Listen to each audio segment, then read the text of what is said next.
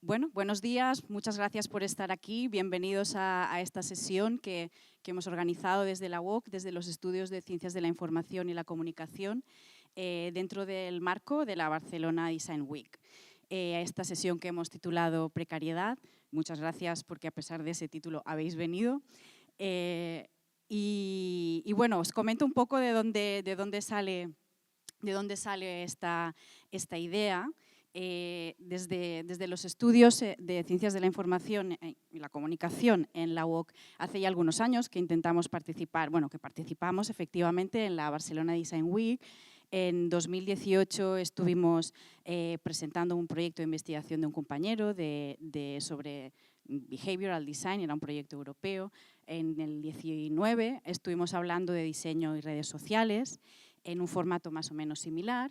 Y luego llegó la pandemia, llegó en 2020, teníamos una propuesta, la Barcelona Design Week primero tenía actos presenciales, luego virtuales y finalmente pues no se hizo.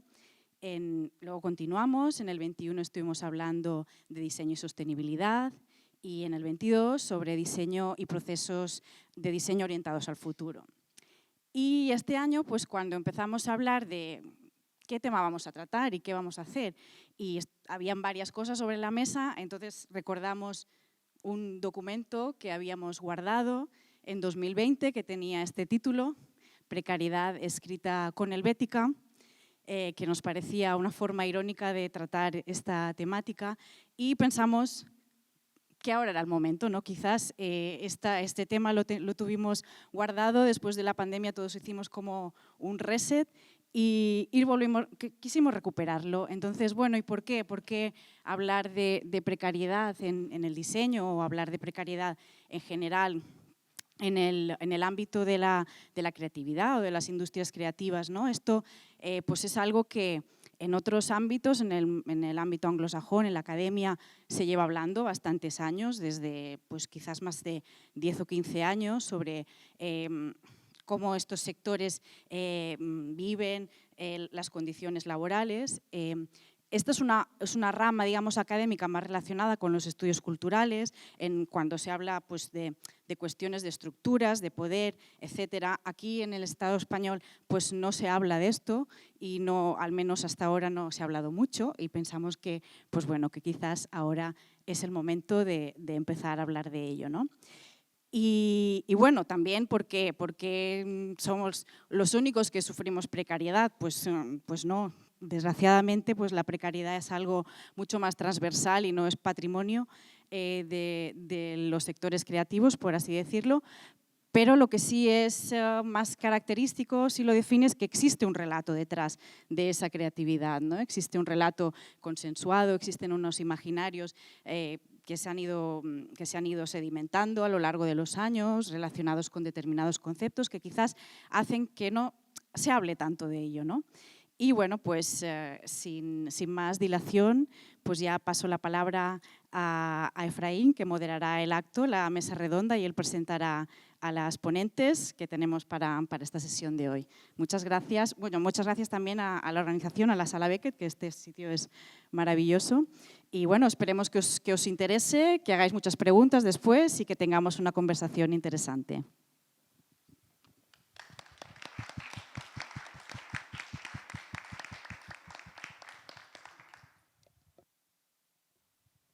Sí, aquí estamos. Hola, sí, bueno. Buenos días a todo el mundo que vino, gracias por venir. Bueno, en la presentación de las personas que están aquí, me parece que es importante también mencionar que parte del acto tiene una vocación vinculada a todo lo que nos preguntamos desde la universidad, porque todas las charlas vinculadas a este tema pues se dan en bares, se dan en foros no oficiales. La precariedad evidentemente es algo transversal prácticamente a todas las actividades humanas de hoy en día, pero también desde la academia hay un sentir muy especial en torno a esto porque somos una maquinaria de generar personas que luego salen a estos contextos y que se van a encontrar con esto. Y de esto se habla poco, porque finalmente si tú lo que estás haciendo es vendiendo educación, pues claro, todo el imaginario en relación a eso tiene que estar vinculado a que eso servirá de algo después. Pero si ese algo después no existe o se está quebrantando, pues nos parece fundamental que desde dentro de estas instituciones, que en principio tienen una vocación pública, estos debates salgan. Porque finalmente, y de alguna forma, tenemos una responsabilidad en toda esta especie de ruleta rusa, que además, en el caso de Barcelona, si no me equivoco, es la ciudad de Europa que tiene más escuelas de diseño de toda Europa, lo cual nos puede hablar también de esta gran maquinaria que se ha dado, evidentemente la historia más o menos se sabe, a partir de los Juegos Olímpicos y toda esta idea de la marca Barcelona, y que realmente incluso ha sido copiada por otros lados, pero por ese sentido era importante este tema, y además también que nos parecía que cuando tú haces algo para un evento tipo la Barcelona Design Week, casi todas las charlas son de casos de éxito, ¿no? O sea, casi todo es la gente top, o sea, esos casos que aparte quedan muy alejados realmente de la mayor parte de la gente que nos dedicamos a esto, ¿no? O como los libros de diseño que te ponen a los 10 mejores arquitectos, los 10 mejores no sé qué. Hay un enamoramiento, ¿no? Hay una miel en todo esto, principalmente en estas profesiones, que luego cuando vas realmente a la masa laboral de todo esto, pues te encuentras con otra situación. Entonces, en ese caso, pensando en quién podía estar acá, pues tenemos por un lado a nuestra compañera Yuk, que es la que comenzará, que ha hecho unas investigaciones y nos dará contexto de un trabajo que ha ido explorando en relación a estas temáticas. Luego tenemos a Carla Berrocal, ilustradora bastante conocida, y nos interesaba bastante el punto de vista de Carla porque empezamos a leer cosas en relación a su blog y a cosas que ha hecho en la radio, vinculadas principalmente a debates como inclusive la inteligencia artificial y toda la irrupción que está teniendo en torno a los cambios de paradigma en el modelo laboral, ¿no? Más allá de que es una persona divulgadora comprometida con un montón de batallas en relación al escenario de lo creativo en el Estado, ¿no? Y finalmente tenemos a Cristina Rodríguez de la FAR, que es una organización que ahora nos contaba que tiene base en Tarragona y que trabajan ya desde una perspectiva más 360 grados, que tiene que ver también con cuidados, que tiene que ver con temas de inclusividad, que tiene que ver con otro tipo de relatos en las que también nos podrá ayudar a entender en dónde estamos posicionados. Entonces, si les parece, empezamos con Yuk y luego vamos dando paso a las otras compañeras para luego abrir el debate, ¿vale? Merci. Gracias. Gracias, Efraín. Bueno, empiezo yo. Yo os he traído los resultados o las conclusiones de un par de investigaciones que he estado haciendo en equipo y también de manera individual. Y he titulado Relatos e imaginarios sobre precariedad y creatividad. El foco de la empresa y la mirada del estudiantado. Es decir, cómo vemos la precariedad y cómo vemos la precariedad en creatividad desde la empresa y desde el estudiante universitario, ¿no? La estudiante. La primera investigación son dos que he hecho un hilo conductor. La primera, bueno, analicé 347 ofertas profesionales relacionadas con el diseño gráfico, la comunicación visual y el diseño web. Entre el 1 de mayo y el 30 de junio, en 2 meses de este 2023, ofertas colgadas en LinkedIn y en Doméstica. Y os voy a presentaros cosas que he encontrado, ¿no? También con la idea de abrir debate y que después podamos pues, sacar alguna conclusión. El primero sería relatos, le he llamado con aromas de precariedad, porque evidentemente las ofertas laborales que se presentan no te dicen que son precarias, tienen este aroma de precariedad y es el foco de la empresa, ¿no? Por ejemplo, ofertas que nos están pidiendo requisitos de nivel avanzado de UX, diseño de formatos online, además preimpresión, que sepamos también preimpresión, maquetación web, animación, etcétera, etcétera. U otras que explícitamente necesita experiencia en conocimientos sólidos en otra cosa completamente distinta, dominio completo de no sé qué, experto en realización de no sé cuántos, edición de vídeo, etcétera, etcétera, ¿no? Y al final lo que están pidiendo es una orquesta entera a precio de un hombre o una mujer orquesta. Gracias, Carla. ¿Y en qué condiciones están buscando profesionales creativos o creativas? Pues en buenas condiciones, ¿vale? No nos hablan de sueldo, no nos hablan de condiciones, sino simplemente te ofrecemos buenas condiciones. Bien. Bueno, un detalle, posibilidad de trabajar con un jugador de élite del mundo del fútbol. ¿Vale? Y, importante, ordenador propio con programación, con programario necesario para la creación de diseño, es decir, te pagas tú las licencias. El candidato seleccionado deberá tener la capacidad de trabajar bajo presión en ciertos momentos. Si en la oferta de trabajo ya nos dicen que vamos a trabajar bajo presión, cuidado, ¿no? Capacidad para trabajar bajo presión y cumplir plazos ajustados, tal, ¿no? Y además tiene que ser, en este caso, un diseñador gráfico junior apasionado y creativo.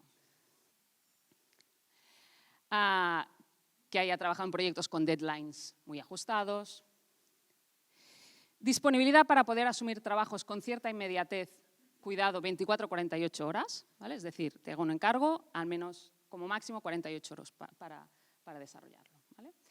Acostumbrado a trabajar bajo presión y además máxima flexibilidad posible frente a cambios de proyectos, es decir, y además los proyectos te los vamos a cambiar. Y esto de manera natural, es decir, buscamos gente que sea de esta manera, ¿no? Cuando hablamos de salario, si hablamos de él, bueno, remuneración variable según valía, acorde a tu capacitación y experiencia. ¿Vale? No me mojo, ya lo veremos. Salario competitivo y beneficios adicionales. Competitivo. Salario se comentará directamente en la llamada telefónica. ¿Vale? Aquí hay una opacidad de información que te lleva a pensar que el sueldo no es muy bueno, ¿no? Si nos vamos a las prácticas no remuneradas, ¿vale? Y empezamos a enlazar con el estudiantado. Emocionante puesto de prácticas, ¿vale? Emocionante, ya tenemos aquí un relato que va a las emociones y al final dice prácticas no remuneradas, ¿vale? Pero es emocionante, ¿no? Capacidad para gestionar múltiples tareas.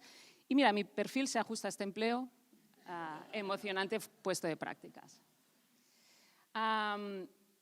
No buscamos gente con mucha experiencia, de ahí que sea un rol de prácticas, pero sí buscamos, atención, a gente brillante, con ganas de comerse el mundo, muchísima actitud y con espíritu líder, ¿vale? Y esto, bueno, con la cara, ¿no?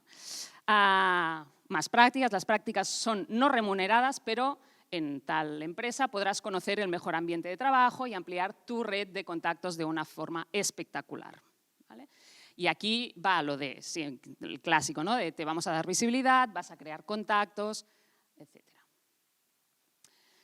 Atención a la frase, estudiante entusiasta que esté interesado en realizar prácticas no remuneradas.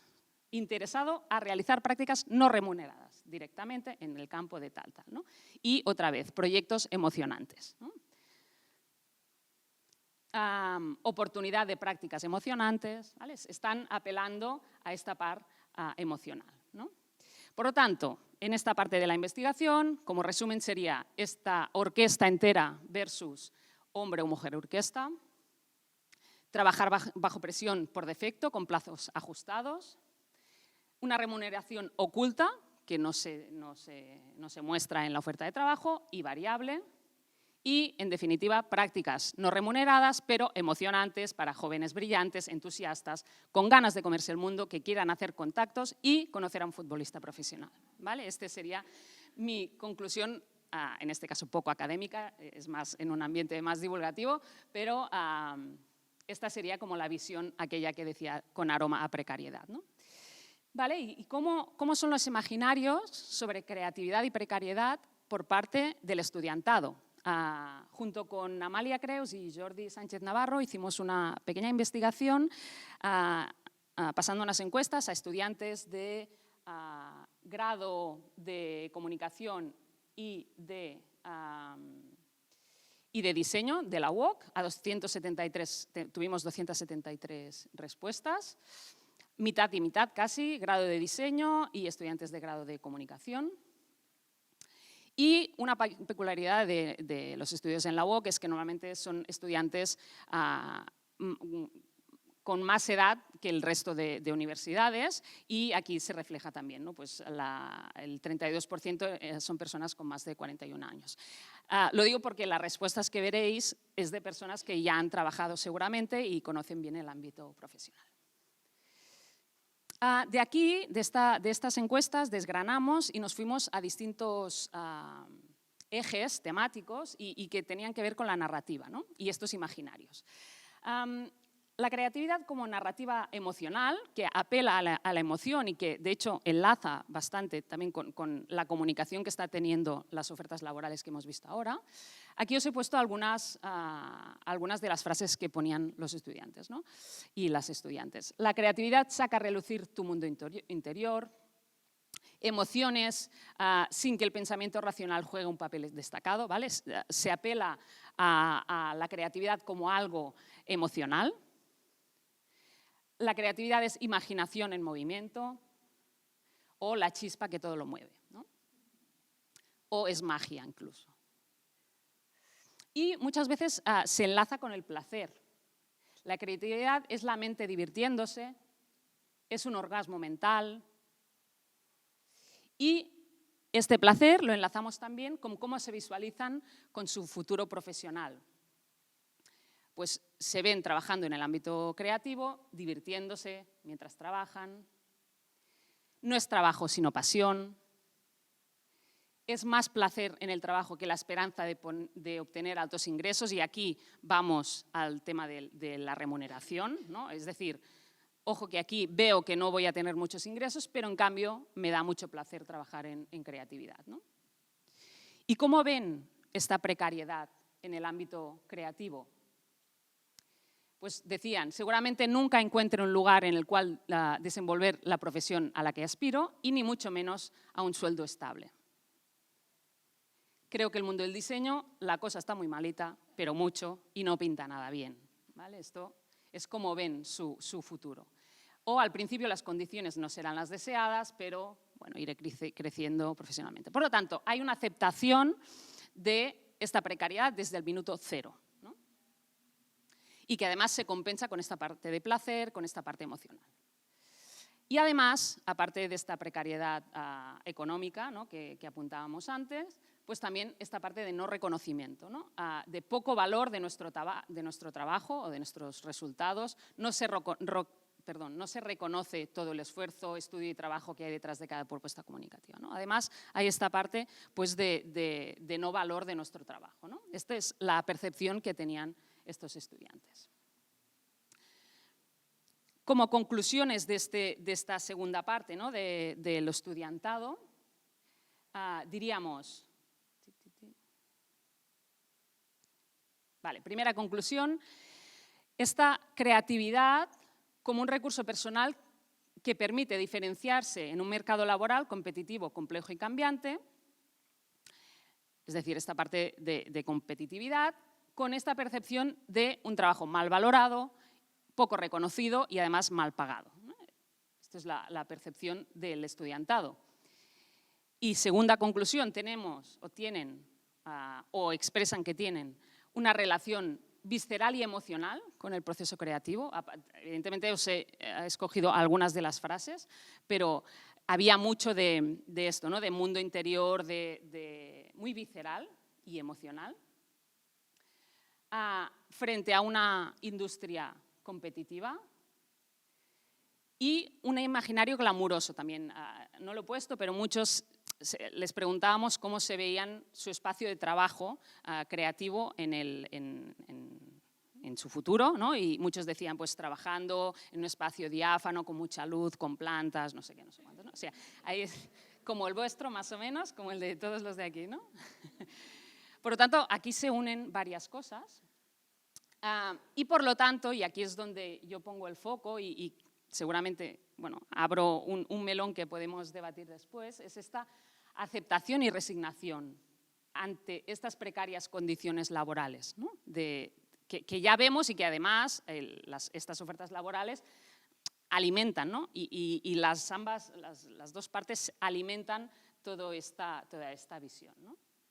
Así que, viendo el relato de la empresa, el imaginario del estudiantado, Y aquí lanzo una pregunta, no sé si hemos entrado, bueno, sí lo sé, en un círculo vicioso, ¿no? ¿Y cómo se puede salir de él? Si las personas aceptan estas condiciones, las empresas siguen dando estas condiciones y además las aceptamos como normales, incluso, bueno, pero como me gusta este trabajo, ¿no? Pues sigo en ello y de hecho si no lo cojo yo este trabajo lo cogerá otra persona. Así que dejo estos datos y estas reflexiones para el debate. Gracias.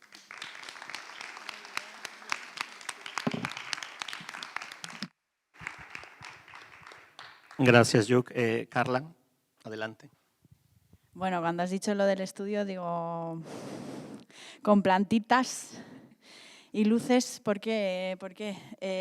Me va a estallar un poco la cabeza porque tengo muchísimas cosas que decir, pero no me voy a acordar de todo lo que quiero decir. Quizás enlazando un poco lo que decía Efraín con el tema de lo que nos venden en las escuelas, ¿no? Bueno, yo tengo que empezar diciendo que yo estudié ilustración, un FP, y luego acabé y mi padre me dijo, estudia diseño porque así tienes otra cosa en la vida y no vaya a ser que te falle lo de la ilustración y yo qué sé, pues puedes hacer otra cosa. Y entonces yo le hice caso a mi padre, por una vez en la vida, y empecé a estudiar diseño gráfico. Y cuando acabé diseño gráfico solamente he trabajado 6 meses de mi vida en una empresa y decidí que no quería ser diseñadora nunca más, porque claro, ¿qué pasa? Que en las escuelas te venden que tú vas a ser mariscal con tu estudio, con tus 7 minions, no sé, como que vas a hacer proyectos mega guays, con marcas increíbles y la realidad es que tienes un jefe que es un imbécil, que no tiene ni idea de diseñar. Normalmente te toca hacer trabajos que son espantosos, en donde no le puedes decir que no al cliente porque las empresas tienen unas rodilleras en el primer cajón del escritorio porque tienen como pánico a decirle al cliente que lo que están pidiendo es una cosa súper hortera. Entonces, bueno, yo creo que ahí fue cuando decidí, mira, para hacer esto que no me gusta, digo, prefiero hacer ilustración, que me da la sensación de que cuando tienes más o menos un estilo, más o menos se te respeta. Es verdad que luego te viene... Los clientes imbéciles están en todas partes, pero bueno, aprendes a lidiar más o menos con ellos o no los coges directamente, ¿no? Entonces, yo creo que ahí hay cierta responsabilidad por parte de las escuelas, ¿no? De los docentes, ¿no? De vendernos quimeras que en realidad el 90% de las personas que estudian diseño probablemente acaben trabajando en una gran empresa con cero creatividad y haciendo un trabajo muy de machaca, con horarios imposibles, con bueno, en fin, gente que realmente está rozando, bueno, no, es esclavizada, o sea, trabajando fines de semana, viviendo absolutamente para trabajar, ¿no? Entonces yo creo que en ese sentido los docentes tienen ciertas responsabilidades. Luego también hay una cosa que me preocupa, igual esto es un poco nazi por mi parte, pero voy a lanzarlo porque yo no tengo filtro ninguno tampoco, como habéis podido ver. Y es que hay otra patita en las instituciones, sobre todo en el Ministerio de Cultura, cuando decide, o de Educación, mejor dicho, perdón, cuando decide quitar todo tipo de pruebas específicas para los estudiantes de Bellas Artes, ¿no? O sea, que un estudiante de Bellas Artes acceda por nota y no por una prueba específica donde más o menos tantear que esa persona, no digo que sea Dalí con 18 años, porque nadie es Dalí con 18 años, pero bueno, que tenga ciertas aptitudes, pues al final el nivel lo que haces es bajarlo y es lo que está sucediendo, que al final el nivel de las universidades y de las escuelas creativas está bajando porque no se pide ningún tipo de prueba específica. ¿Qué más tengo que decir? Es que tengo un montón de cosas. Luego hay otra culpa que es el capitalismo, pero esto es como de cajón, ¿no? Es una cosa como que todos sabemos que está ahí y que hacemos más o menos lo posible por vivir con ello. Y también hay otra cosa que... porque al final, cuando hablamos cuando eres ilustradora o sea, voy a hablar más desde la ilustración que es desde el diseño, pero bueno, cuando eres una persona que se dedica a esto y eres autónoma, tú te explotas, o sea, pero te explotas, pero o sea, es que no os voy a decir, pero yo ayer estuve trabajando hasta las 12 y hoy me he levantado a las 5 de la mañana para coger un tren y venirme aquí, o sea que precariedad y explotación absoluta, ¿no? O sea, es como la tónica, porque al final lo que tienes que hacer es como malabares para juntar distintas facturas y bueno, y tener un sueldo más o menos decente, ¿no? También el capitalismo yo creo que tiene cierta responsabilidad, o mucha, o toda, en el sentido de que con esta idea tan naif de que todo el mundo se puede dedicar a todo y de que todo el mundo es creativo y ya por ser creativo ya te haces un cursito de doméstica y ya eres ilustrador. Y es como, pues no, cariño, esto es una cosa, yo creo que nos falta la definición de lo que es ser un profesional creativo. Que yo creo que esto, por ejemplo, los médicos y otras profesiones como la arquitectura, porque también tienen responsabilidades civiles, pero bueno, lo han hecho muy bien, tienen un código deontológico. Todo el mundo sabe lo que es un profesional médico, lo que es un arquitecto. Pero cuando hablamos de profesiones creativas, la gente tiene la idea, esta herencia romántica de un artista que yo llego a mi estudio y si no estoy inspirada, pues me voy a tomar un café con mis colegas. Y entonces de repente se me aparece la Virgen y digo, ostras, qué idea acabo de tener, me voy corriendo al taller porque es que no puedo más y tengo que expulsar esto. Y no, o sea, yo estoy mis 8 horas a decir, esto es creativo, sí, pero es una herramienta, o sea, es una herramienta de trabajo. Pues como quien pone tornillos. Es verdad que trabajamos con una idea un poco romántica, ¿no? Entonces yo creo que la idea esta romántica del artista todavía pesa muchísimo socialmente, ¿no? ¿Y qué más te iba a decir? Luego tenemos ya, para no abrir melones, para dar paso a mi compañera, porque tampoco quiero hacer yo aquí un monólogo, tenemos el problema de repente, ahora todo el mundo pone 4 palabritas en plan dibujo, señora, compra y hace un póster que te cagas con la inteligencia artificial. Entonces vienen los Jim Bro y todo el mundo a decirte que, claro, que es que eso es la revolución y que todo el mundo puede hacer un cartel y que está en todo su derecho. Pero claro, se olvidan de mencionarte que han violado todas las leyes de propiedad intelectual, que lo han hecho amparándose en una investigación que luego van a capitalizar y van a vender a empresas, y etcétera, etcétera.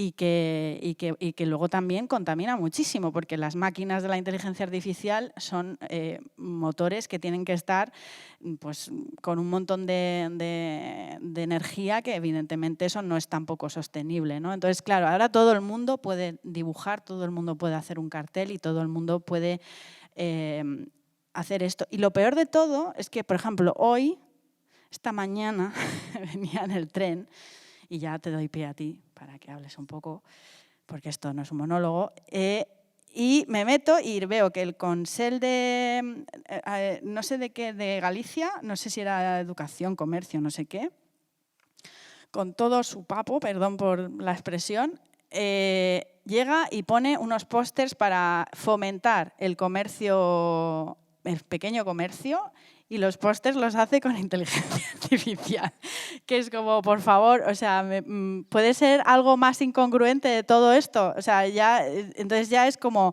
que ni las instituciones, ni la educación, y luego las empresas, bueno, ya para qué vamos a hablar del mundo empresa, donde la mitad son chorizos, entonces donde hay señores que se gastan mucha gomina y que van encorbatados y cobran muchísimo por no hacer nada, y luego nos tienen al resto como súper esclavizados, ¿no?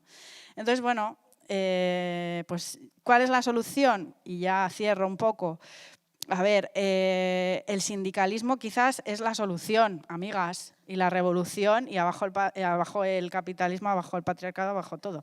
Pero, ¿qué pasa? Que también es un oficio que es excesivamente individualista. Entonces, es muy difícil, porque claro, Yo he estado presidiendo la Asociación Profesional de Ilustradores de Madrid durante 4 años y he salido escaldada, porque claro, las asociaciones profesionales de ilustradores no son personas politizadas, no tienen una conciencia de clase. Entonces, pues les interesa, voy a ser mega nazi aquí, venga, pa. Les interesa más poner un vídeo en Instagram de su estudio con plantitas y fomentar una imagen, que yo creo que también esto es para abrir debate sobre cómo las redes sociales y ciertas personas con cierto capital social han vendido una imagen de lo que es ser artista que no es real, o sea, se ha ficcionado la profesión del artista muchísimo. Y no sé por qué estaba diciendo eso, pero bueno, el caso, que somos mega individualistas y es muy difícil porque no son asociaciones en un principio muy políticas o no hay mucha conciencia política y mucho menos conciencia colectiva. Entonces ya creo que es como que tenemos muchísimas cosas en contra. Yo quiero creer en las asociaciones profesionales, pero lo veo realmente complicado y ya está. ¿Te parece poco?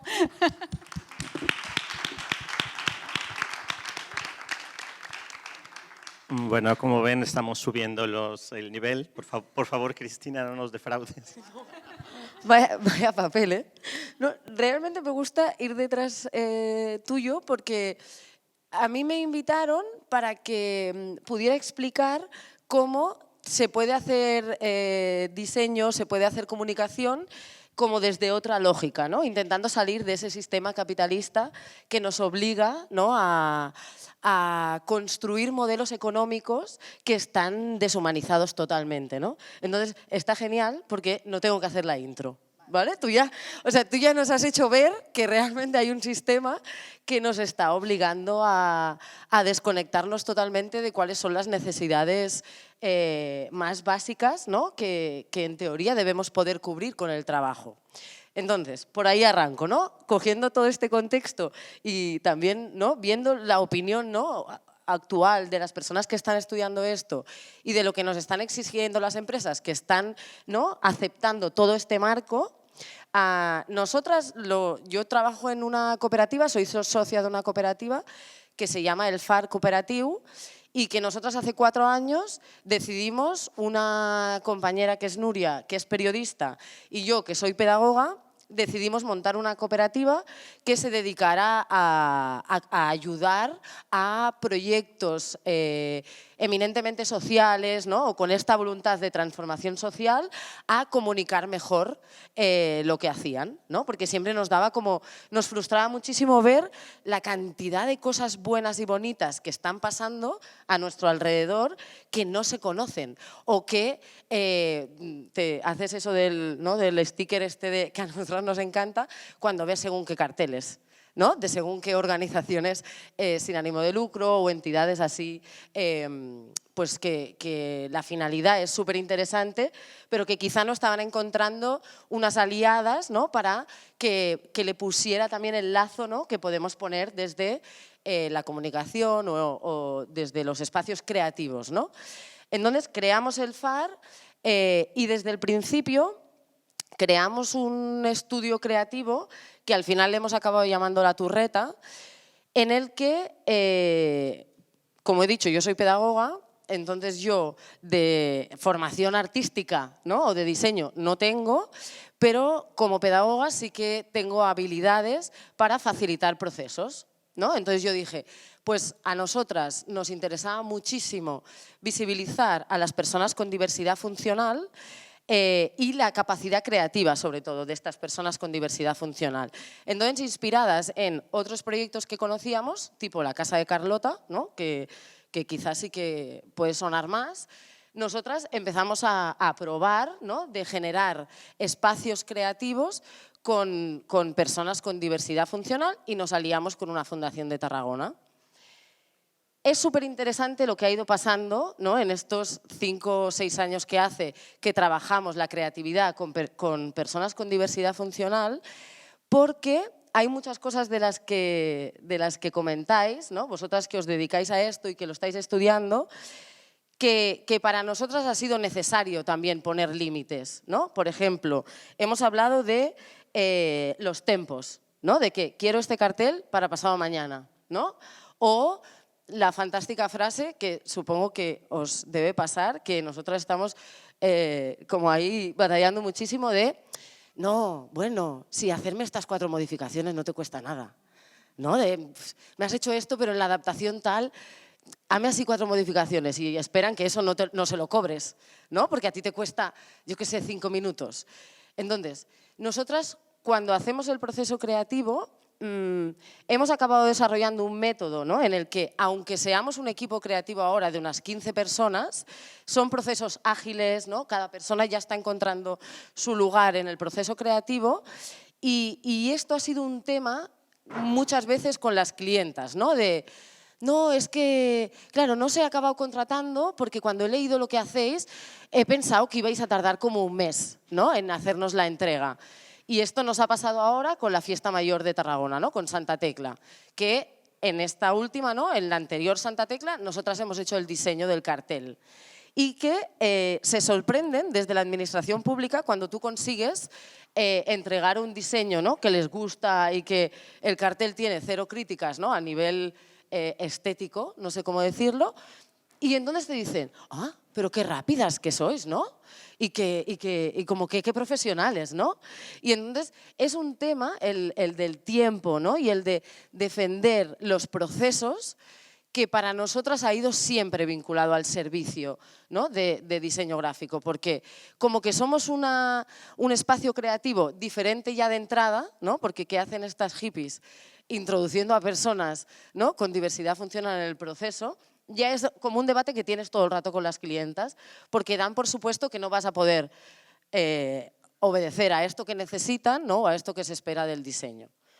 Aparte de lo que hacemos con la turreta y del tiempo, que me ha parecido como muy guay, porque nosotras lo hablamos mucho, decir para presentarme y que luego, no sé, si interesa, pues podamos estirar de estos hilos, decir que para nosotras salir de la precariedad, ¿no? En la que vivíamos antes de montar el FAR, cooperativizando el trabajo, ha sido, es un gustazo, o sea, realmente poder decidir juntas, ¿no? Con quién quiero trabajar, ¿no? Que veníamos hablando, para quién trabajo, ¿no? ¿Por qué trabajo en esto? ¿Cuáles son los, ¿no? Como los ritmos que yo quiero poner? Es algo que quizá individualmente, ¿no? Nos costaría muchísimo defender, pero al hacerlo juntas, ¿no? Al ayudarnos a ver que es que por ahí nos estamos cuidando, ¿no? Por ahí estamos defendiendo un modelo económico que prioriza el bienestar de las personas, está siendo mucho más placentero, ¿no? Y mucho más fácil y estamos haciendo, ¿no? Femfront, que no sé cómo, estamos plantando cara a ese modelo capitalista, ¿no? Que no tiene en cuenta la vida juntas, y esto está siendo muchísimo más agradable. También otra cosa que nos aporta haber decidido trabajar dentro de la economía social y solidaria, ¿no? Y huyendo o intentando desmontar o ganarle espacio al capitalismo, es que ya creas la empresa priorizando la colaboración y no la competición. O sea, tú ya partes de unos valores que te invitan a que con las compañeras diseñadoras o con las compañeras ilustradoras lo que tú haces es intentar juntas llegar más lejos, ¿no? O sea, y eso es algo como que cada vez lo vas notando que está más dentro de tu práctica, ¿no? Porque todas tenemos ahí una pequeña capitalista que ha crecido, ¿no? A lo largo de todos nuestros años. Entonces, cuando llegas a este momento y quieres deconstruirte, de repente hay momentos en los que te dice, ¿pero qué haces? Esta te va a quitar el trabajo. Pero poco a poco, ¿no? Lo ves que en el diseño del cartel de Santa Tecla, volviendo al ejemplo que ponía, la compañera que lleva la parte de diseño del FAR, que es la Nelly, rápido dijo, quiero trabajar con tal persona de Tarragona porque es que me encanta lo que hace, porque está intentando montar un proyecto como el nuestro y creo que a ella, ¿no? También le va a gustar participar y tal. Y lo hicimos juntas y compartimos los ingresos, ¿no? Y así creemos que ha salido un resultado mucho más bueno.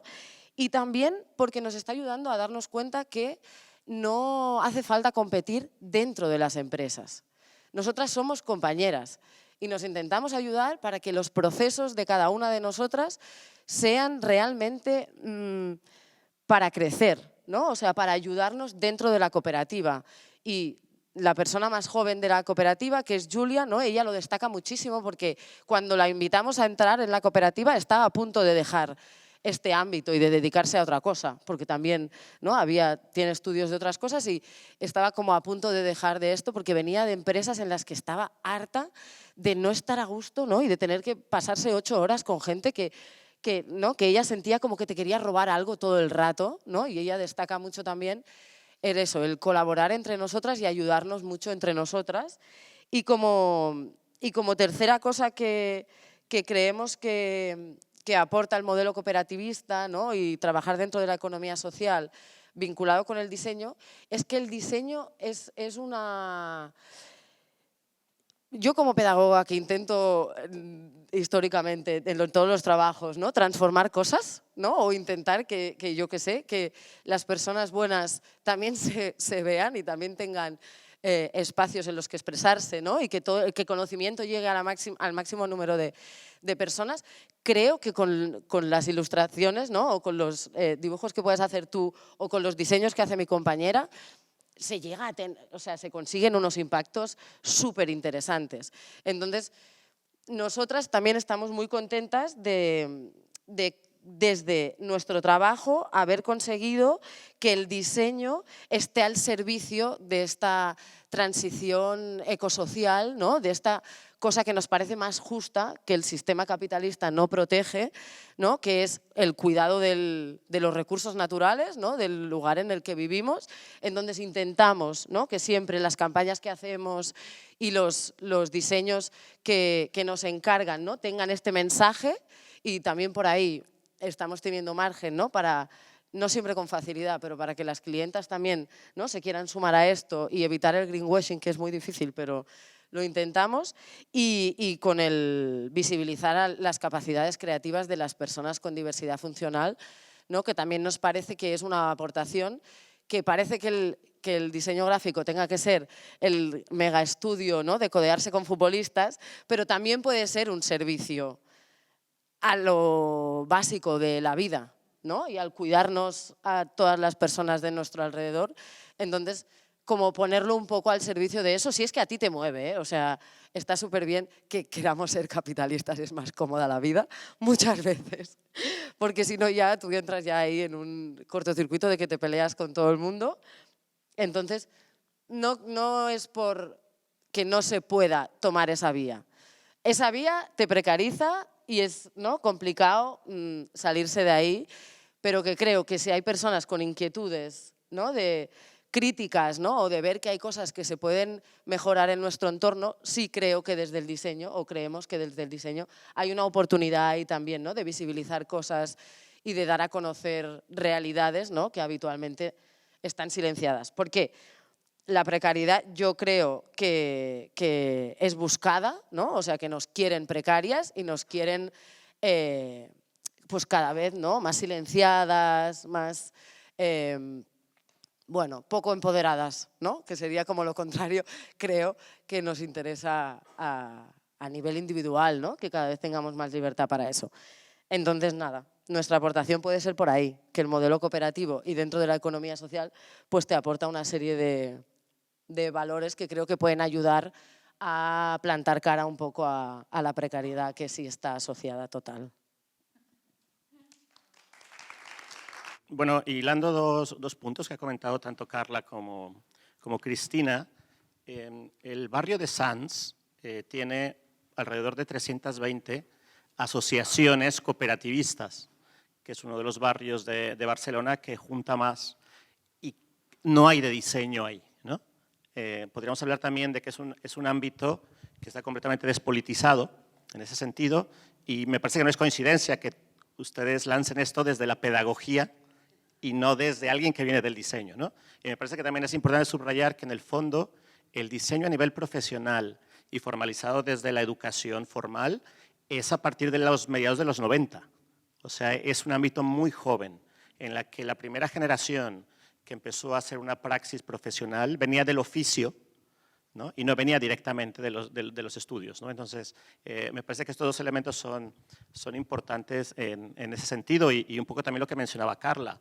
Y aquí también interpela a varias amigas aquí, artistas que hay por ahí que nos vinieron a visitar, que todavía es un ambiente más nebuloso el del arte, porque todavía en el del diseño se pueden localizar encargos muy concretos, pero ya en arte todos estos imaginarios aún vuelan más y son además muy difíciles de aterrizarlos a nivel incluso de encargo formal, ¿no? o jurídico. Pero es verdad que las asociaciones, principalmente lo más parecido que podrían ser sindicatos de diseño, serían más lobbies, ¿no? En concreto como estas grandes asociaciones, para proteger a la gente que paga una cuota y para competir con otras similares, ¿no?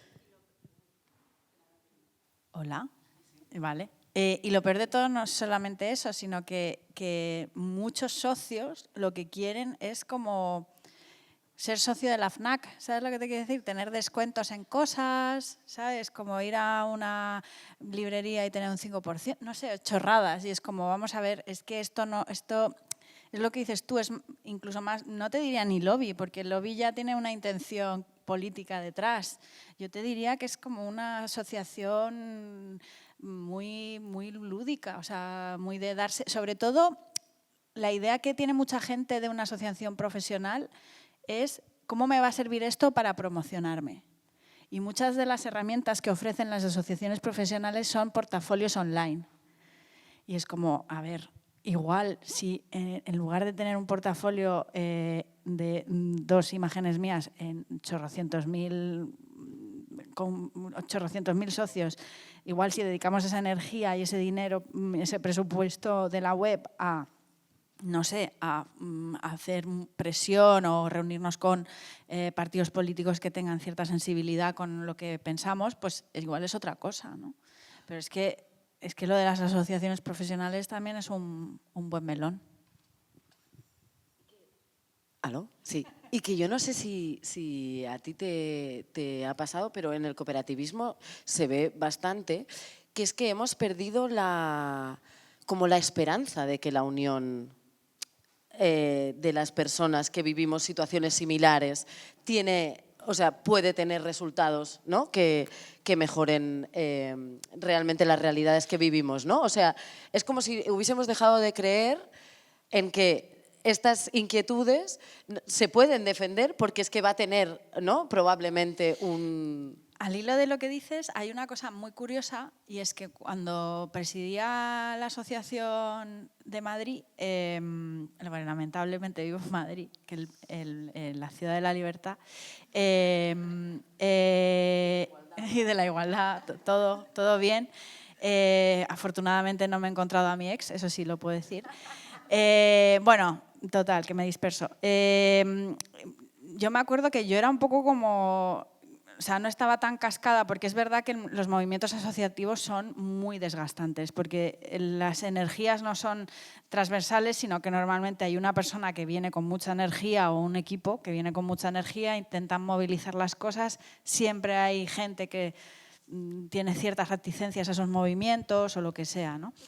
Y el caso es que yo venía como con una idea muy combativa, o sea, por ejemplo, una de las primeras acciones que hicimos, que esto yo creo que puedo decir orgullosamente que ha sido la primera manifestación de dibujantes en Madrid que hicimos, fue porque había un compañero que era Ramón Esono, no sé si le conocéis, un ilustrador de origen de Guinea Ecuatorial, y estaba preso, y entonces le habían metido preso por unas viñetas que había hecho y no sé qué, y entonces yo dije, pues nos vamos a manifestar a la embajada de Guinea Ecuatorial. Y la gente me miraba como, estás loca, vamos a ser 4, pues digo, pues 4 con 4 pancartas, es que me da igual, o sea, falta como esa sensación de poder. O sea, yo creo que hemos perdido la capacidad de creer en nuestro propio poder, que esto es muy triste. Entonces, cuando tú estás en una asociación y promueves muchísimas cosas a nivel colectivo y que la gente se involucre, es como... Todo el mundo quiere que las cosas cambien, pero nadie quiere trabajar para que las cosas cambien. Entonces es muy complicado y sobre todo cuando hablamos de temas artísticos, enseguida como que bueno, con toda la pedrada mental que tenemos todas las personas que nos dedicamos al tema artístico, porque esto también daría para otra charla de la UOC, ¿sabes? De locura está escrita con Comic Sans, no sé, algo así. Pero bueno, en fin, que todos, entonces somos personas que tendemos también a cierto aislamiento, o sea, somos personas que no socializamos y a veces tenemos problemas de sociabilizar, o sea, que nos cuesta. Entonces es complicado también, ¿no? Entonces yo acabé un poco quemada porque yo sentía como que yo quería hacer muchas cosas y yo sí que ponía como a mucha disposición de mi tiempo, pero veía que la gente no creía de esa manera como yo creía, ¿no? Entonces es como realmente desgastante y muy desesperanzador, ¿no?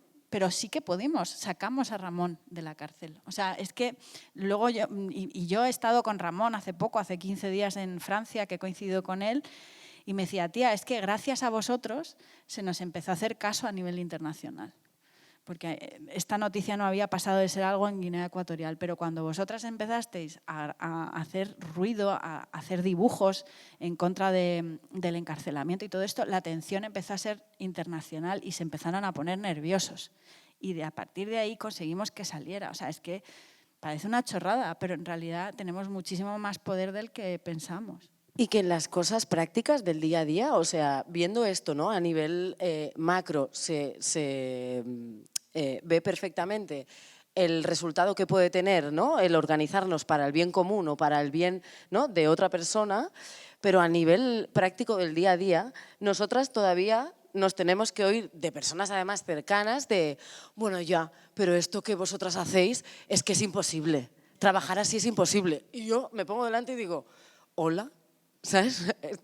Pasa, ¿sabes? No es imposible, no es lo habitual, es difícil, ¿no? Es menos común, si quieres, pero no imposible, porque te lo estoy explicando, me pasa, ¿no? Tengo el mejor sueldo que he tenido en mi vida, ¿no? O tengo las mejores condiciones laborales que había tenido nunca. Claro que pasa, ¿no? Y aunque lo estés contando en primera persona, ¿no? Sigue habiendo como cierta resistencia. Sí, por toda esta aturdimenta, ¿no? que nos provoca el ritmo y un millón de cosas que sería otra charla seguramente, pero sigue habiendo, sí, como esa falta de confianza en que es posible hacerlo de otra manera.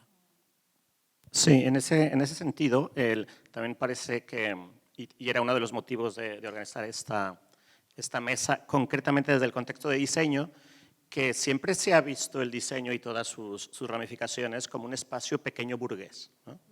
En donde también ese rol está alimentado por la misma gente que es diseñadora, la misma gente que estudia, ¿no? Y de hecho, si lo pensamos históricamente, todo el recorrido de la ideología californiana del diseño, ¿no?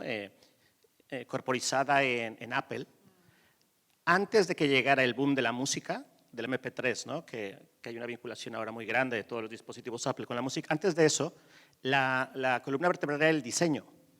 O sea, Steve Jobs, en el fondo, en todas sus charlas, lo que vinculaba era todo eso que nos mostró Yuc, ¿no? Pero como una especie de ideología en donde nos iban a facilitar la vida. Y se ha jugado históricamente a eso, ¿no? Entonces, ahí también, y me parece que esto es fundamental, que en este sesgo de clase del que no se habla, pues se podría entender o se supone que más o menos la gente viene comida de casa y por eso pues, no se va a quejar de que le pague poco. No hay algo que está ahí y de lo que se habla muy poco realmente. Entonces a mí me gustaría que, si Yuc, tú pudieras desarrollar un poco a partir de tu experiencia que tienes y también siendo docente, investigadora, ¿tú cómo ves este escenario, ¿no? Porque aquí básicamente lo que vemos es que es un sector que es carne del capitalismo y que lo va a aceptar todo, ¿no? O sea, directamente, porque si por un lado tienes todas esas peticiones y por otro lado el estudiantado aspira a eso, entonces aquí les está saliendo el juego perfecto, ¿no? El problema es esta retroalimentación, ¿no? Unos alimentan y los otros comen, ¿no? Y así vamos. Y añado el ingrediente que decías tú de esta parte burguesa y otro ingrediente que sería el que muchas veces en el ámbito del diseño no se sale del ámbito del diseño. Creamos unos premios de diseño que solo miran los diseñadores y que todo lo que esté fuera no existe, ¿no? Entonces, el diseño del día a día no es diseño de segunda categoría, ¿no? Entonces, este diseño de segunda categoría es el que tiene que luchar para un trabajo más o menos digno, etcétera, ¿no? Y aquí también tomo una cosa que explicaba antes Carla, ¿no? Y es cuando estudias, ahora yo creo que cada vez menos, pero yo cuando estudiaba, el objetivo, y yo tuve, lo he explicado muchas veces, pero tuve un trabajo personal a hacer porque yo estudié diseño y mi idea, que es lo que me habían explicado, es que yo tenía que salir a trabajar en un estudio súper bueno de Barcelona o para marcas no sé qué. No sé. Entonces, claro, yo salí y empecé a trabajar en una imprenta familiar. Y cuando me preguntaban mis compañeros, ¿y qué es, ahora estás trabajando? Yo decía, bueno, en una imprenta. Porque era como de, no segunda categoría, era cuarta categoría, que estás en una imprenta, no estás en no sé qué estudio, ¿no? Y aquí hubo un trabajo de decir, ostras, y yo de hecho ahora estoy profesionalmente donde estoy porque estuve trabajando en la imprenta, me especialicé en producción gráfica, etcétera, etcétera, ¿no? Por tanto, aprendí muchísimo y desde ahí construí mi carrera profesional, ¿no? Entonces, tenemos como estos corsés contextuales que se alimentan entre ellos, ¿no? Y es una parte de clase también, de clase no del aula, sino de clase social, que es problemática porque no es solo una cosa a resolver, son muchísimas que están dentro de nuestro, ¿no? Y en el ámbito del diseño es muy así, ¿no? Depende de qué estudio de diseño, de qué profesional, bueno, pues yo soy quien soy y a mí no me vas a contar nada, ¿no? Entonces, en la docencia, justamente, que es lo que me comentas o me preguntabas, en la docencia tenemos este trabajo también. Y, por ejemplo, en la UOC, que no somos una escuela de diseño de las tradicionales, hemos estado remando mucho para decir, estamos formando a personas que se van a dedicar al diseño y sí, también es diseño y sí, también serán diseñadoras, pero como no somos tal escuela o tal otra, siempre tienes que justificarte, ¿no? Y tienes que explicar, ¿y cómo lo hacéis? Y, pues qué curioso, ¿no? No es curioso, hay, ¿no? Todo. Entonces, bueno, hay toda esta parte también de clase, ¿no? Y, bueno, es un contexto muy complejo. Bueno, yo hablando de esto, también hay que pensar, yo quiero recomendar 2 libros que a mí la verdad que me hicieron entender muy bien todo esto, que seguramente los conocéis porque sois académicas y esto lo tenéis como el de Remedios Zafra, El entusiasmo, que para mí es como, pues como un faro, una guía. Esta señora tiene una cabeza increíble y precisamente hablando de todo el tema de la precariedad cultural y todo esto, ya habla del entusiasmo, ¿no? De cómo se aprovechan de alguna manera de que hacemos un trabajo que no es castigador, ¿no? Un trabajo que no detestas ni que odias, sino que te gusta y como te gusta, pues te fastidias y te voy a precarizar a tope, ¿no?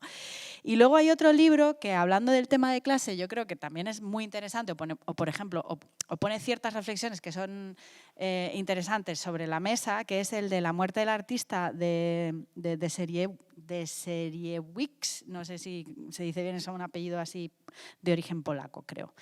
Y este libro, que lo edita Capitán Swing, yo también lo menciono muchísimo porque una de las cosas que dice es que esto también es como un tema un poco tabú, que igual no hay conciencia de clase porque la gente que se dedica a estas cosas tiene normalmente cierto sostén económico. O sea, quiero decir que mucha gente somos herederas o tenemos ciertas facilidades económicas, porque la gente realmente, menos Sonia Pulido, que es de origen obrero y es premio nacional, es mi amiga, la quiero y es maravillosa, pero en general el tema de clase en estos temas artísticos, más bien somos todos burguesitas, yo me incluyo, o sea, que no quiero decir que siempre que hemos tenido falta de sostén en algún mes, hemos tenido apoyo económico, hemos podido apoyarnos. Entonces creo que esto es como una cosa de la que no se habla. No sé, ¿qué te he visto ahí? Dale. No. Es que justamente iba a decir esto, que no se habla y que esta parte de clase nos marca también, ¿no? Y lo que quería decir es, y muchas veces la salida profesional que te dicen es o estás en un gran estudio o te montas por tu cuenta. Vale, me monto por mi cuenta. ¿Qué pasa si estoy 4 meses sin cobrar? Por ejemplo, si estoy cuidando de mi madre y además no tengo un alquiler, no sé. O sea, cuando tienes un colchón bien para poder caer, está estupendo. Entonces, vamos a emprender todos, fantástico, pero no todo el mundo puede emprender, ¿no? Entonces, esta parte también está muy en el fondo y es importante tenerla en cuenta, ¿no? También, sobre todo, y desde la docencia, cuando recomendamos cosas, ¿no? Hay que entender que los contextos son muy distintos, ¿no? Y si eres creativo, te puedes comer el mundo, bueno, un momento.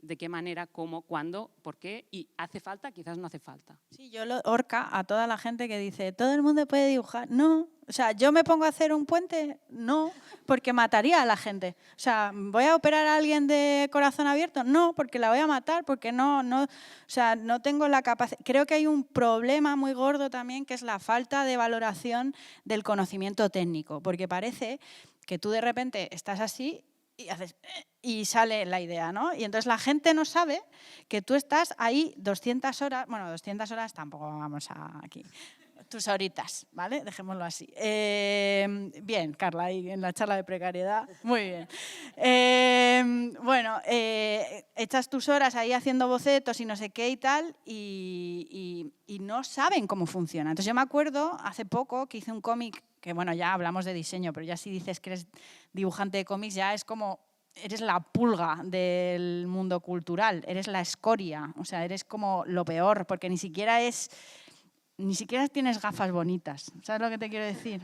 Eres un fricazo, ¿sabes? Que escuchas la banda sonora del Señor de los Anillos todo el rato, ¿sabes? Entonces,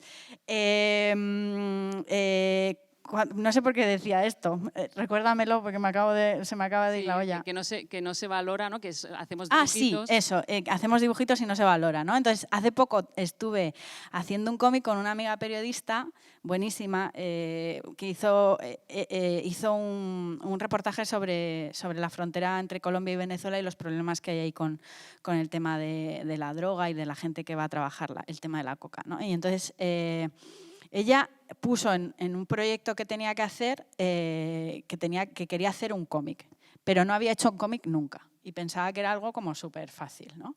Y entonces a medida que fui hablando con ella, empecé a explicarle, y ella pensaba hacerlo o ella sola o con cierta ayuda o tal. Y entonces empezó a dar cuenta de la complejidad técnica que había, ¿no? De que había que coger su reportaje, hacer una paginación, luego hacer un story, luego dibujar las páginas, documentarte, o sea, bueno, en fin, todo el proceso, ¿no? Y entonces al final se lo hice yo, porque ella estaba como, ayúdame, y el reportaje, la verdad es que a mí me gustaba y es uno de esos proyectos en los que yo decidí involucrarme pues por puro gusto, ¿no? Y entonces le hice yo el cómic y cuando acabamos me dice, joder, dice, después de conocer tu proceso de trabajo, dice, no sabes lo que te valoro, dice, porque hacéis un trabajo que vamos, que es que no tenía ni idea de que esto fuera tan complicado. Y digo, bueno, es que cuando se conocen los procedimientos técnicos te das cuenta de la complejidad de las cosas y ahora hay una tendencia bueno, ahora no, siempre había una tendencia, sobre todo en los temas culturales, a despreciar la técnica. Entonces, claro, si desprecias la técnica o no, ni siquiera la conoces, pues lo más probable es que pienses que las cosas se hacen muy fácilmente y no, te das cuenta de que hay un trabajo detrás increíble, ¿no? Y yo creo que eso también falta, ¿no? Yo quiero, porque me encanta hacer esto que voy a hacer ahora, quitar como la responsabilidad de las personas que están intentando, ¿no? Diseñar o dibujar, ¿no? Sin tener esa técnica o sin pasar, ¿no? Como por este proceso reflexivo de cuántos saberes, ¿no? hay que acumular antes de atreverse a hacer un cómic, por ejemplo, y poner la responsabilidad otra vez al sistema, porque que hablemos de sistema capitalista neoliberal significa que es que nos están intentando convencer todo el rato de que quien no llega a conseguir eso que es el éxito es porque no se esfuerza suficiente, ¿no? Entonces, la meritocracia está haciendo que todo el rato nos culpemos entre nosotras de intrusión, ¿no? Intrusismo laboral o de no sé, de intentar, ¿no? Llegar a una cosa simplemente porque la idealizas y porque, ¿no? Pues que valiente ¿no? Y lo valiente se cae muchas veces del lado de que poco consciente, ¿no? Que inconsciente, ¿no? Y eso es todo el rato culpar a las personas, ¿no? Que hemos crecido con esa idea de que es que si me esfuerzo muy fuerte, ¿no? Voy a conseguir ser esa persona de éxito, ¿no? O llegar a eso que creo que me hará feliz, ¿no? Porque al final es todo el rato como un intentar, ¿no? Buscar ese lugar que creo, ¿no? Que me va a hacer sentir realizada y que me va a hacer como que sentir que tiene sentido todo el tiempo que le dedico al trabajo, ¿no? Y nos lo hemos creído a tope. Entonces, si me esfuerzo, si no sé qué, no sé cuántos, llego a tal. Pero luego te das cuenta que es que eso es una mentira como una campana, porque necesitas muchísimas horas, ¿no? De formarte, de informarte, para llegar a tener un resultado bueno.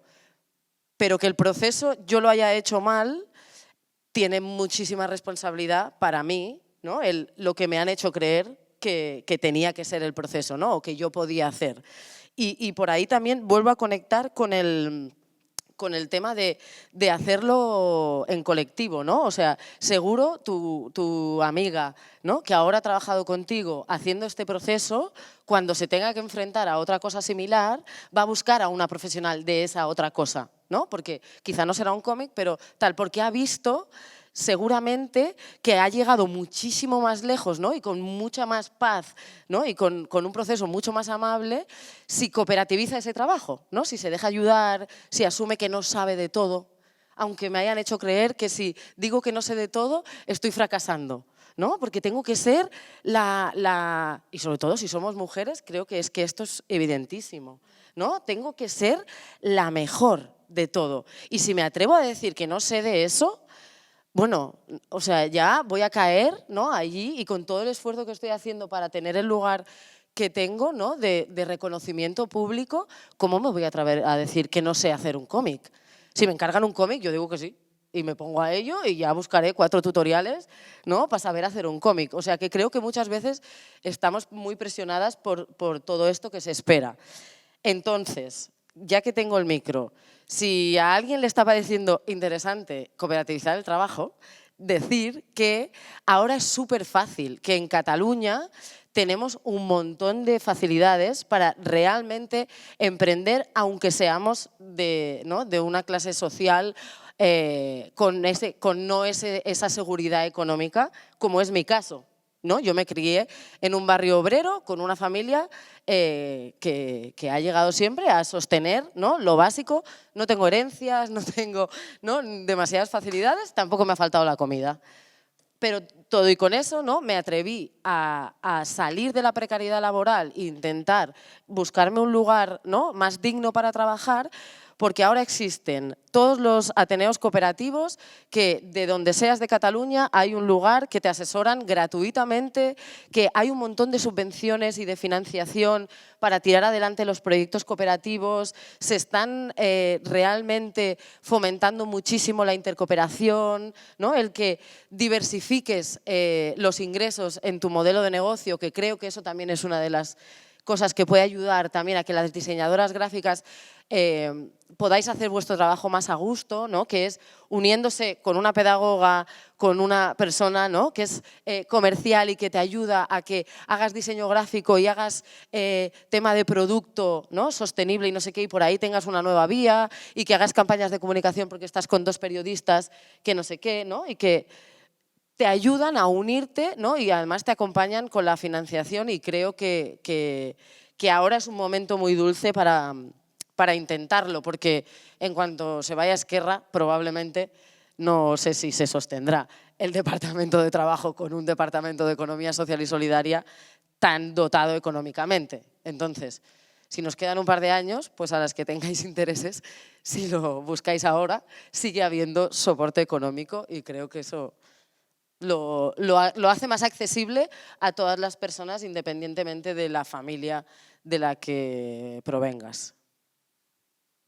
Sí, dos comentarios y luego vamos a empezar a abrir el turno de palabras o participación para que puedan aprovechar aquí a las invitadas. Que esto que propone Cristina, que realmente es un trabajo que en muchas latitudes se ha dado, que es el de tejer desde abajo, ¿no? Cooperativismo, le exige al ámbito del diseño un cambio de paradigma, ¿no? Y a lo mejor es el ámbito que está menos preparado en ese sentido, un poco por lo que ya hemos estado explicando. Pero sí es verdad que si pensamos, ¿no?, en la misma problemática, pero en temas de vivienda, en temas de cuidados educativos, ya hay una serie de paradigmas que están cambiando y hay gente que ya tiene esas posibilidades. A mí me parece que lo más saludable sería que no solamente existieran esas dos, sino que hubiera más formas, ¿no? Porque tenemos ahí una dicotomía, ¿no?, casi entre pijo y hippie, ¿no? Desde los imaginarios de construcción de colectividades, ¿no? Pues si eres cooperativista, bueno, tú lo que haces es que quieres diseñar con humus, ¿no? Y si te vas al otro, pues es un tiburón neocon.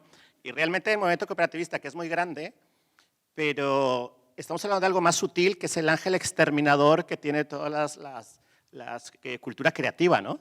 Que le cuesta irse a relacionar con gente que pues no tiene gafas guays y todo lo que hemos hablado, ¿no? Y por otro lado, el cooperativismo realmente también se está empezando a analizar también lo que son sus deficiencias, ¿no? Porque tiene tela. También la participación asamblearia tiene mucho que ver con el privilegio de tener tiempo para ir a participar, ¿no?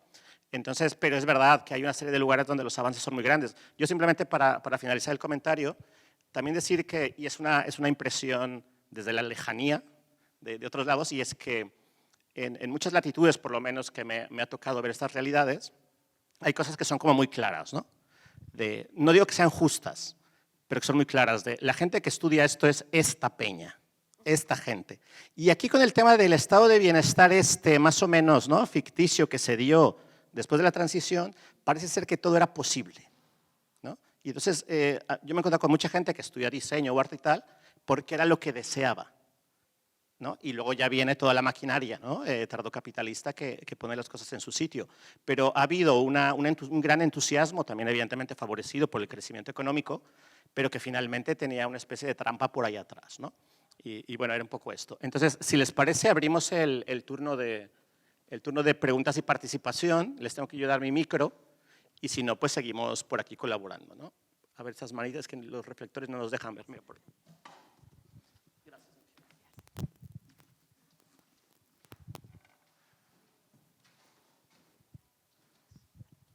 Hola, ¿qué tal? Muchas gracias por traer este tema que me parece súper importante. Yo soy diseñadora y os quiero dar un poquillo de contexto, pero es una pregunta lo que quiero hacer. Supongo que sobre todo para Ayub, porque va sobre docencia, pero bueno, un poco abierta. Entonces, bueno, yo soy diseñadora, como os decía, de interfaz y experiencia de usuario. Yo estudié un FP en el que me dijeron, bueno, prepárate para no cobrar, era bastante como el tema que había, ¿no? Mantente humilde porque tendrás que hacer lo que te digan, era un poco el tema. Luego estudié una carrera en una universidad en la que la mayoría de mis profesores eran una estupenda combinación entre docente, empresario y diseñador con plantas en su estudio. Y eso es lo que un poco nos enseñaron. Y yo también tuve un proceso personal como yo para entender mí si no trabajar en estos sitios. Entonces, a partir de trabajar con desarrolladores. ¿Sí? ¿Ahora? Sí. Pues bueno, digamos que me salí un poco de esta visión que me dieron en la universidad, por lo tanto, para mí este problema de precariedad en lo personal lo viví desde dos puntos. El primero es la docencia y cómo se dio en la universidad, y el segundo, lo que hablabais de ser súper individualistas, porque yo he llegado también a llevar estoy llevando, bueno, temas de sostenibilidad en tecnología y me pasa lo que decía Carla, lo veo totalmente. Entonces la pregunta sería, a la hora de esta docencia o incluso de ser profesionales ya consolidados, los diseñadores senior o gente con minions o como queramos un poco verlo, ¿qué responsabilidad tienen estas personas para que no concibamos el diseño como algo colaborativo? Es decir, que solo lo concebimos como ser mejor que el de al lado, o qué soluciones podría ir, o cómo lo veis, o si mejoraría algo cambiar esta perspectiva de los docentes o los diseñadores o ilustradores ya consagrados, o no sé, qué soluciones veis ahí. Gracias.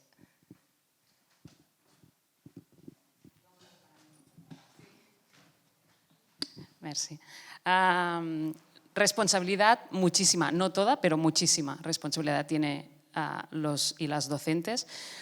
También es verdad que ha habido un cambio muy grande y es que cuando estudiaba yo, que era antes que tú, unos cuantos años antes,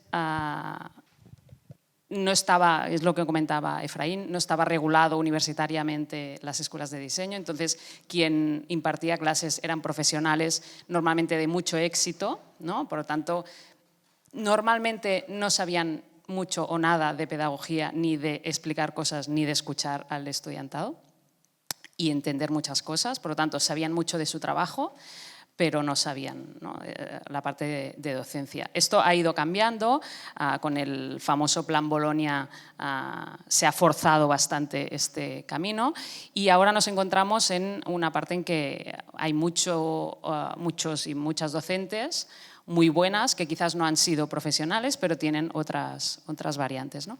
En todo caso, yo creo que es el mismo nivel que cuando hablamos de la educación primaria, ¿no? Cuando un profesor o profesora son referentes para sus estudiantes y todo lo que pasa en clase y lo que se habla en clase impacta en el estudiante, ¿no? En la universidad lo mismo, a otros niveles, pero hay una responsabilidad muy grande. Lo más importante, yo creo, y esto ya es personal, es que, y es un poco lo que hablábamos aquí, no todo el mundo puede hacer de todo. O sea, dar clase o ser docente es un trabajo y hay que tener unas competencias para saber hacerlo bien, ¿no? Igual que ser diseñador, igual que ser ilustrador, ¿no? Por lo tanto, bueno, hay unas tareas, hay unas funciones que tiene que tener una persona docente. Y aquí es donde impacta al estudiantado y crea estos traumas que además compartimos muchas veces en redes tú y yo, ¿no?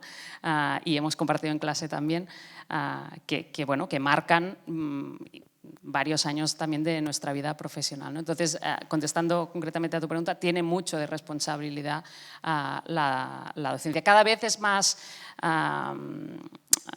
menos focalizado en la universidad, porque te formas en muchos otros ámbitos que no es una universidad, pero bueno, este rol, digamos, de explicar cosas y acompañar al estudiante es muy importante, sobre todo en el camino en que estás decidiendo qué profesión vas a hacer, cómo vas a hacerla y cuáles son tus habilidades y de qué manera gestionarlo, ¿no? Sí. Merci. Hola, me llamo Carmina.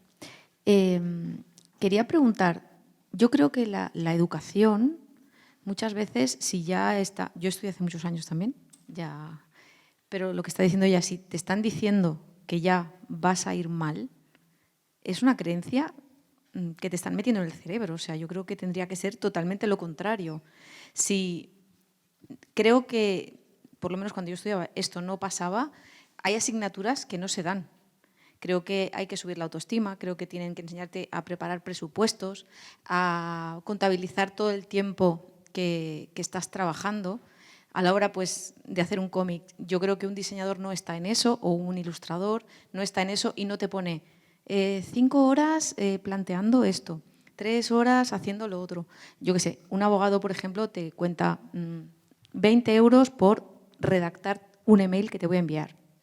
O sea, y eso es lo que no hace un diseñador o lo que no hace un creativo. Y creo que tenemos muchos problemas desde el punto de que uno de los grandes problemas es que nos gusta mucho lo que hacemos, con lo cual no lo contabilizamos.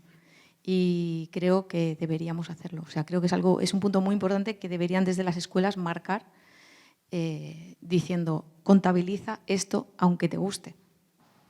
O sea, ¿por qué tiene que ganar la gente dinero con lo que no le gusta? Y no ganar dinero y dejar de ganar dinero con lo que sí le gusta. Bueno, es que me estoy ahí como conteniendo un poco escuchándote, porque es que hay veces que no me gusta lo que hago. Hay veces que me parece un mojón lo que estoy haciendo. O sea, hay veces que detesto mi trabajo. O sea, que no siempre me gusta hacer mis cosas. O sea, yo soy ilustradora pues porque tengo que ganarme la vida, pero a mí lo que me gusta es hacer cómics. Ya si hablamos de precariedad, o sea, el cómic es como lo más precario que hay, ¿no?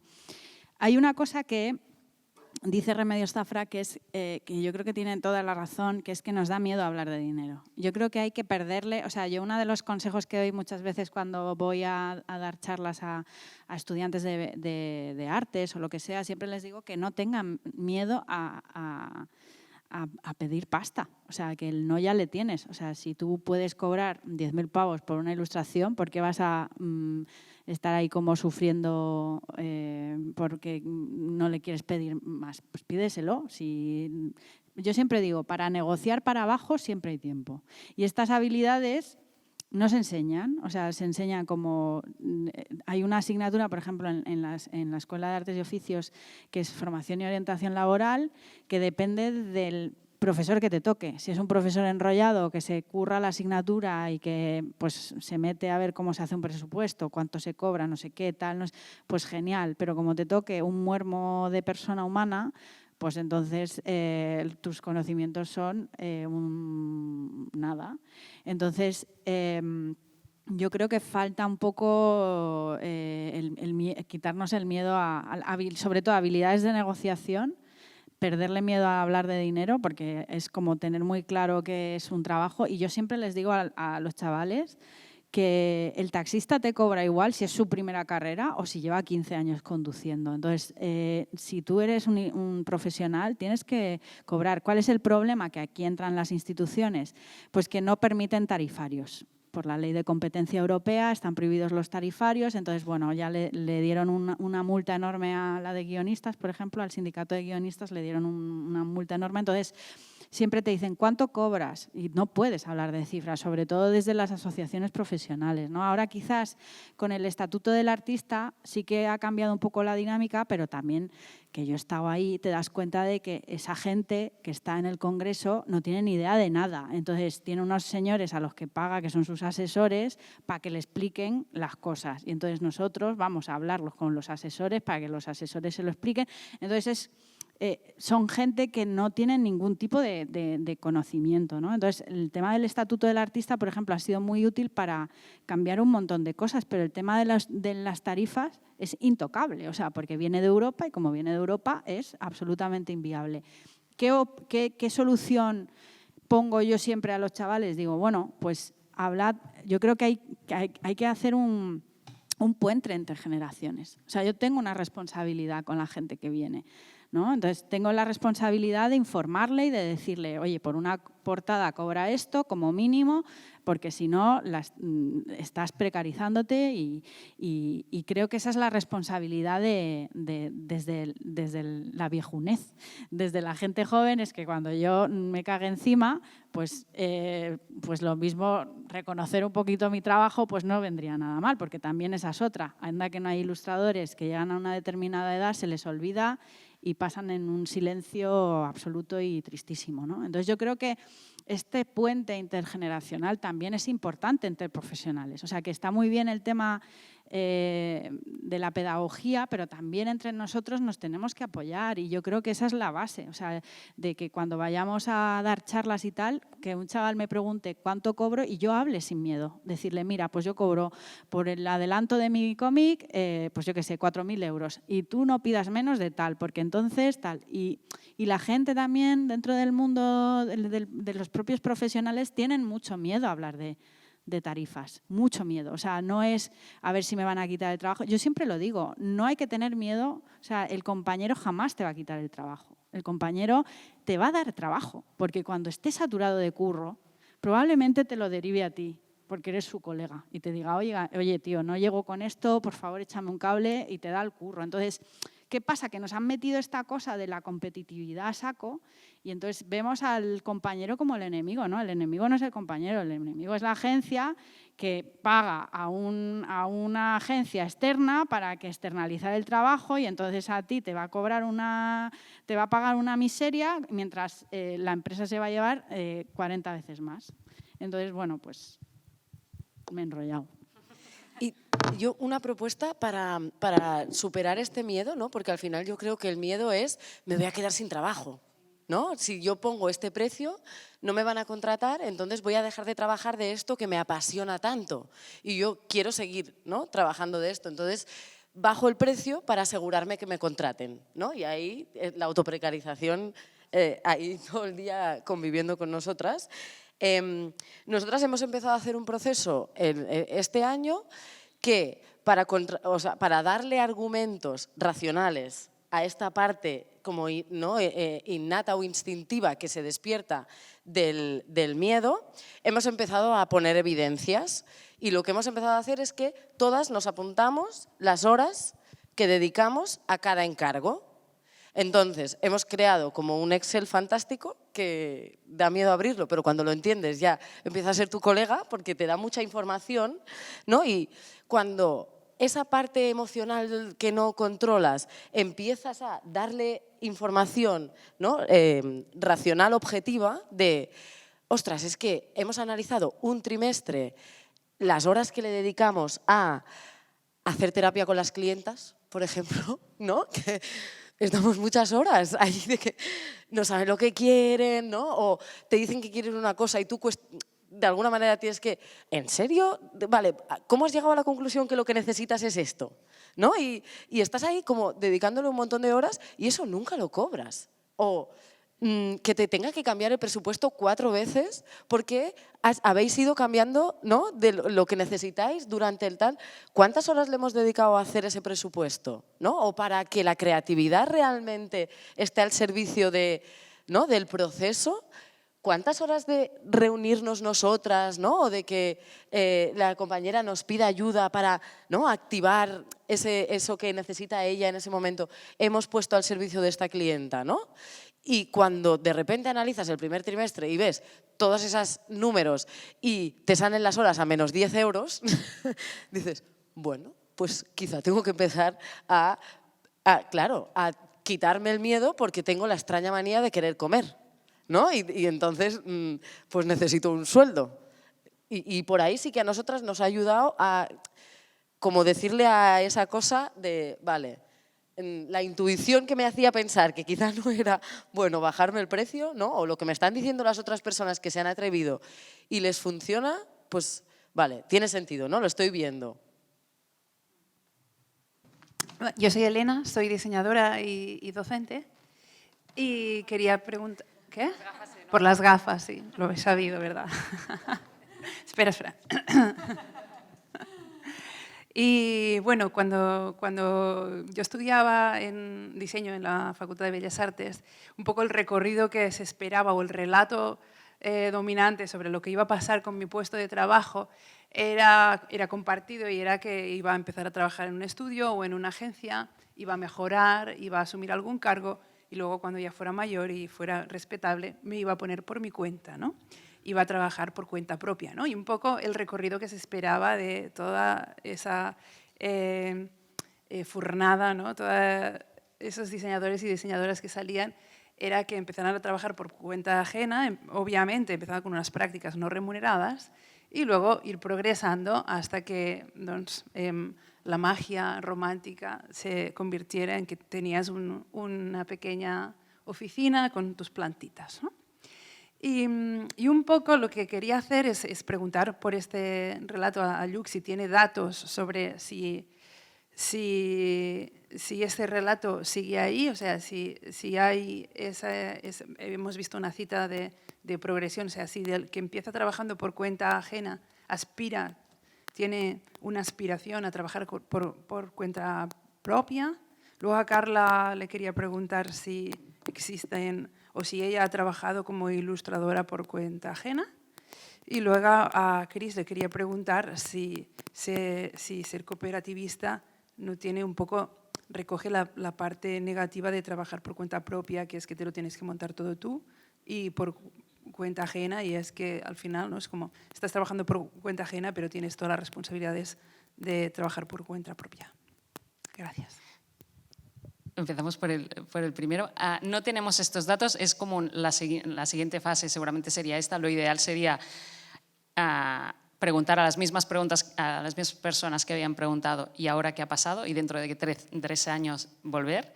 De momento estamos en esta primera fase, pero sería interesante. Pero añado una parte que es lo que después también has preguntado a ellos, que es si había en este estudio esta romantización del trabajar por tu cuenta. Esta cosa de no tener jefe, de trabajar en pijama en casa, esto era como algo muy bueno, ¿no? Y es como, yo aspiro a trabajar por mi cuenta, pero claro, al principio tendré que trabajar por cuenta ajena, ¿no?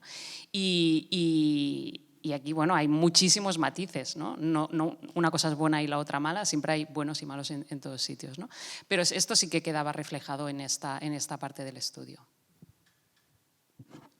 Yo no he trabajado nunca por cuenta ajena. Como ilustradora no, como diseñadora sí, pero como ilustradora no. No te puedo decir más. No sé, intuyo que igual eso no existe, ¿eh? Sí, hombre, sí existe. Los estudios de animación, Sí, todo claro. este tipo de curros, sí, pero no es habitual. Se externaliza mucho también y bueno, con todo lo que eso conlleva, por ahorrarse costes ellos y tal. Claro, serán puestos muy especializados, no es la ilustradora para todo, sino… Claro, por ejemplo, en los temas de estudios de animación, pues normalmente hay un director de arte, que ese sí que suele estar asalariado y tienen como un equipo mínimo y luego externalizan muchísimo curro. Pero lo habitual, o por lo menos el gran porcentaje que yo conozco de ilustradores son trabajadores por cuenta propia, no por cuenta ajena. Y ninguna cooperativa, ¿eh? Ninguna. La verdad que sí.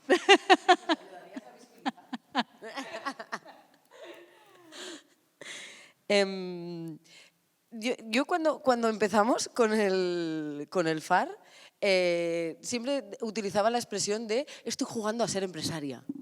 ¿No? Yo, pedagoga, que no había hecho ni este sencillo acercamiento a lo que es, ¿no?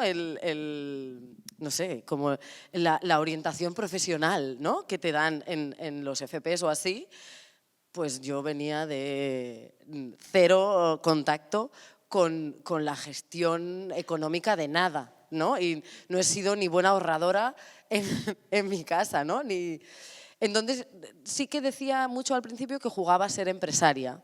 Y lo que creo, visto ahora con tiempo, que me ha ayudado a no tener muchísima ansiedad, he tenido ansiedad sí en el proceso, pero a que no fuera peor que la que tenía cuando trabajaba para otras personas, que me costaba más de gestionar, es acompañarme bien.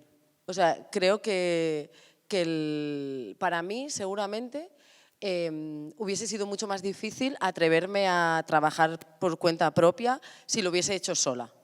O sea, realmente me ayuda mucho porque además, pues no sé, hay como una sensación que tienes con algunas personas, ¿no? De, pues es que me entiendo, ¿no? Contigo es que la comunicación fluye, ¿no? Tengo como la libertad para decirte todo lo que pienso de lo que nos pasa, no sé qué.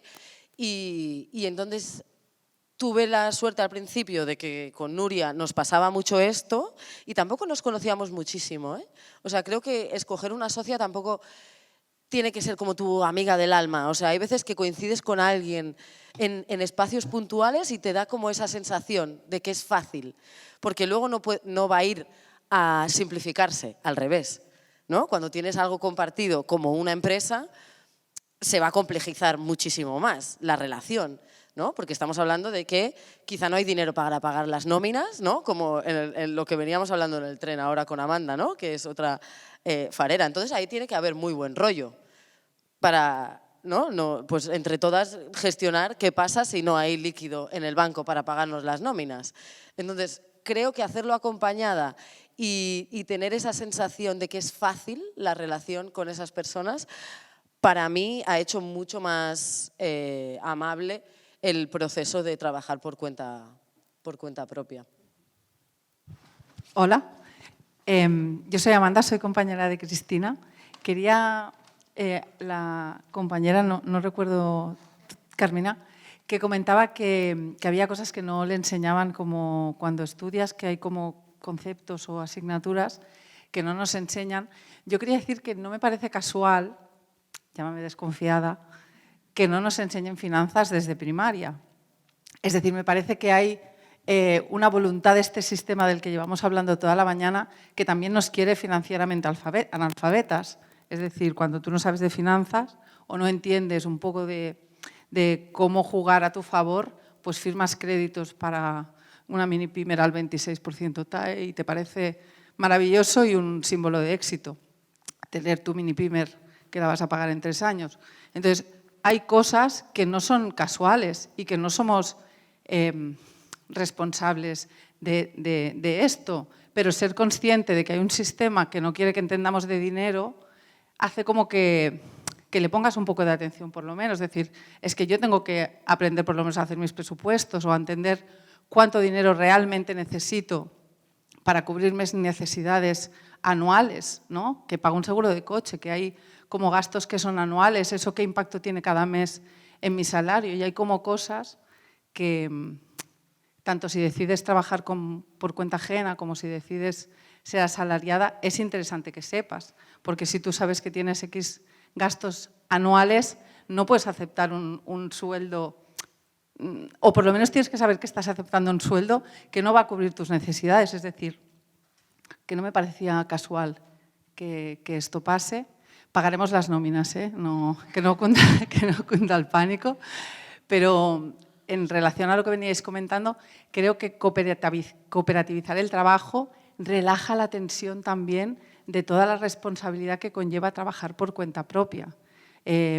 Cuando hay cualquier tema que nos preocupa, compartirlo como que lo disuelve, ¿no? Y al final todas tenemos ideas o soluciones distintas a un problema que es común. Entonces, seguramente lo resolvemos de mejor manera y más rápidamente.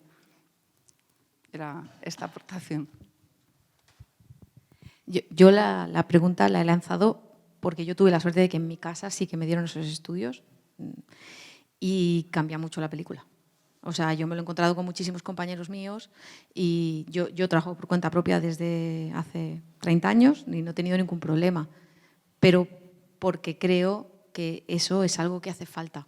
O sea, yo no hago nada sin un Excel delante y muchos artistas no lo hacen, o diseñadores, o dependiendo de lo que te dediques. O sea, creo que es una gran falta y a mí me ha pasado cuando les pongo un Excel delante, mejora. O sea, todo mejora. Y el Excel es creativo también, ¿eh? O sea, hay que hacer creatividades ahí dentro para eso, para sacar tus cuentas. O sea, creo que es algo muy importante y que no se maneja. Yo, por eso lo decía, justamente desde mi experiencia, creo que le he tenido muchísimo menos miedo a todo, porque sabes dónde te mueves. Bueno, vamos a ir cerrando esta jornada. A mí me resonaba bastante esta idea que mencionó Carla en relación a la pregunta de la compañera de esta también, ¿no? Esta imagen general de que parece ser que quien diseña, ilustra, hace fotografía, está gozando todo el tiempo, ¿no? Como una especie de gran orgasmo así infinito. Claro, y en el fondo quien ha estado en una redacción cerrando un diario, ¿no? Los últimos 30 minutos de cerrar una edición de un diario, una televisión, una revista, sabe perfectamente que eso es dolor y sufrimiento extremo. Entonces también me parece que hay un relato que hay que trabajar bastante porque esas afirmaciones, ¿no? En términos generales, ese matiz de ese imaginario, son muy pocas veces cierto, ¿no?